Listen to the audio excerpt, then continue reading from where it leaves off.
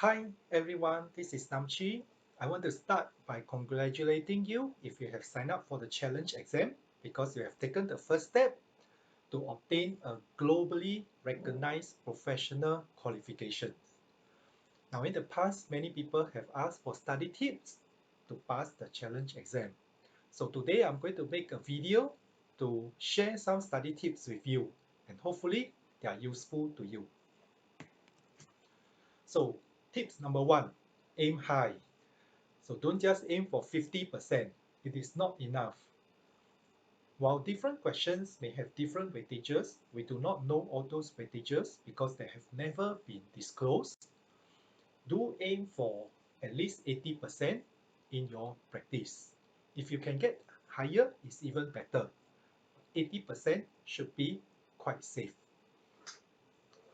Tips number two, know the expectation. Now don't aim with your eyes being blindfolded. So look at the topics. There are two types of expectation. The first type is basic. That's where as candidates you are expected to exhibit awareness and knowledge about the topics. So you must be able to define the terms, recognize the issues, and recall the facts. However, if the topics are noted as proficiency, then the expectations are higher. So as candidates, you must be able to exhibit the competency in understanding and applying those subject matters on a regular basis with skill and expertise.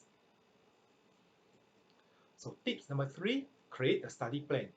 So determine how many hours you need based on your goals, your experience, and your study preferences.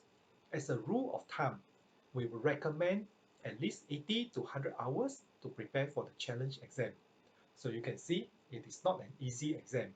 A lot of time and effort needs to be put into it. Tips number four, schedule your study time. So build in study time into your weekly schedule. Don't cram it to the last 1 or 2 days or even last 1 or 2 weeks. Right? Target to complete your first round of exam at least 2 weeks before the exam.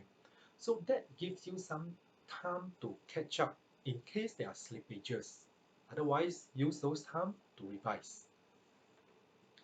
Tips number five, practice, practice, and practice. As they say, practice makes perfect. So you have to practice as many questions as you can.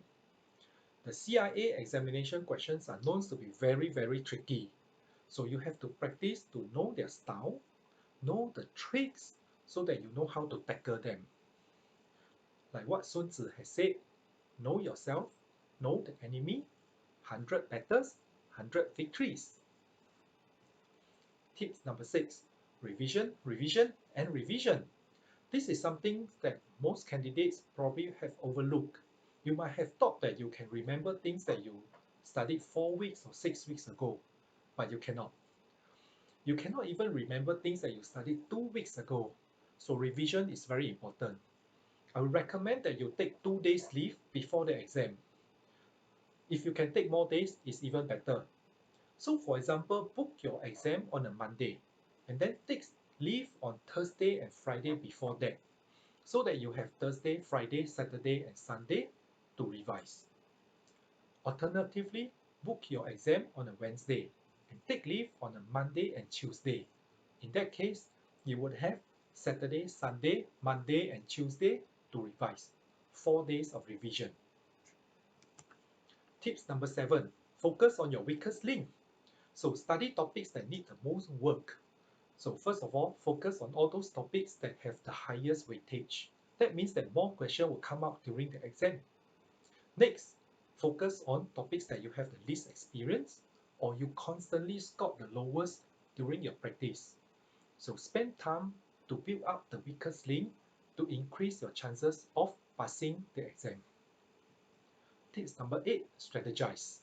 So here are some techniques that I want to share to answer the exam question. First of all, read and reread the questions for full understanding. As you have heard me say, the examination questions are very tricky.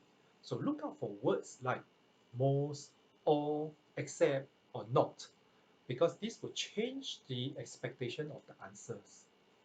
Next, eliminates all those that are obviously wrong choices. Look out for words such as never or absolute.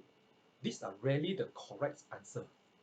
So after you have eliminated the obviously wrong choices, then use educated guesses to increase your chance of getting it right. And don't leave any question blank.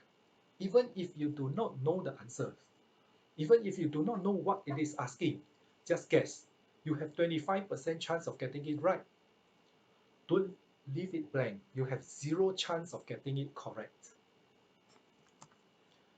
Tips number 9, manage your examination time.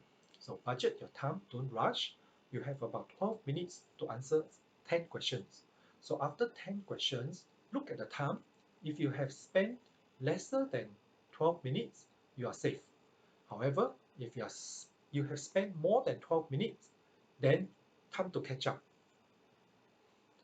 So finally, thank you for listening in. I hope these tips are useful to you, and I want to wish you all the best of luck. Success ahead.